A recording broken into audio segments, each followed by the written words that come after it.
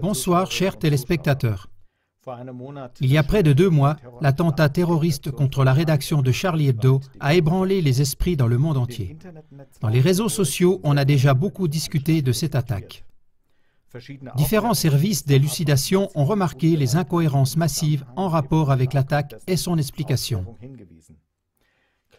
CLA TV en a parlé dans plusieurs émissions.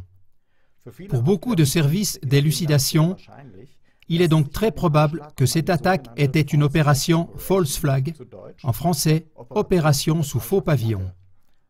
Sous faux pavillon signifie qu'une opération, par exemple, un attentat terroriste, est commis de façon très ciblée par un groupe ou un pays avec l'intention, par des indices adroitement falsifiés, de diffamer un autre groupe ou un autre pays comme étant le coupable. Le but est d'orienter l'opinion publique dans la direction souhaitée et de faire accepter les mesures prévues, impopulaires en soi. Par exemple, après les attentats présumés sous faux pavillon du 11 septembre, la population des États-Unis était prête à accepter non seulement des restrictions radicales de la liberté individuelle, mais aussi la guerre contre l'Irak. Mais comment une opération sous faux pavillon s'est-elle passée dans le cas de Charlie Hebdo? Est-ce qu'il n'y a pas le risque qu'une telle opération sous faux pavillon soit démasquée parce qu'une des personnes impliquées ou au courant pourrait briser le silence?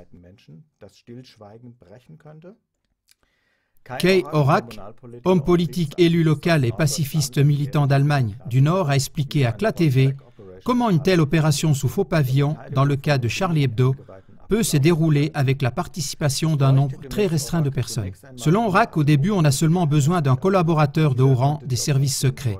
Il peut coordonner l'opération et établir le contact avec la presse et la police.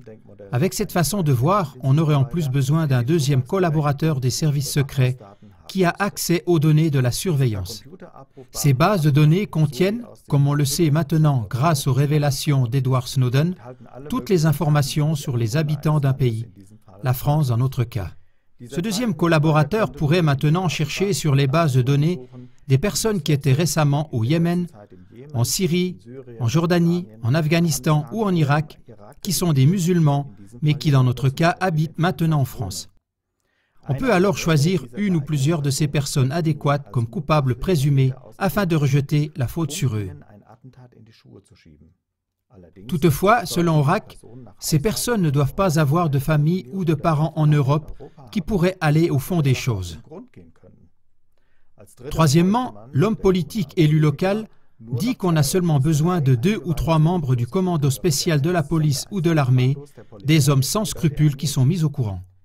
Et c'est tout.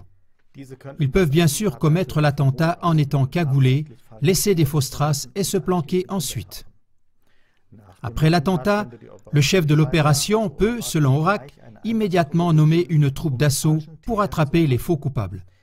Dans le cas le plus simple, il pourrait choisir un commando spécial dont font partie les véritables auteurs. Le chef de l'opération transmet par des intermédiaires les informations nécessaires à la presse et à la police qui certainement publie partout les photos et l'identité des faux coupables.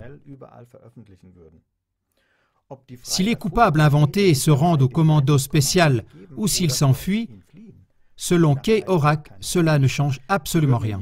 De toute façon, ils sont assassinés. Car dans cette mission, il n'y a pas de prisonniers qui pourraient témoigner en justice, dit le militant pacifiste.